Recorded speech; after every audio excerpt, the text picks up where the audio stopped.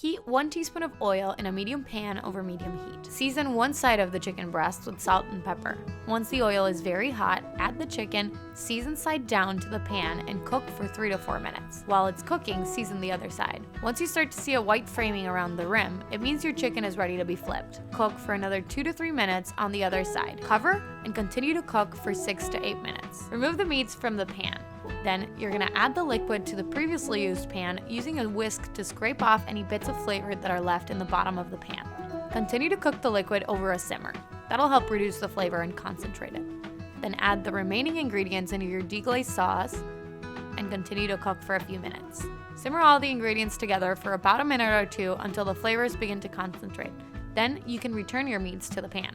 Cook your meats in the pan for 1 to 2 more minutes, using the liquid to baste them and increase the flavor. You can skip this step if it's not necessary on your recipe.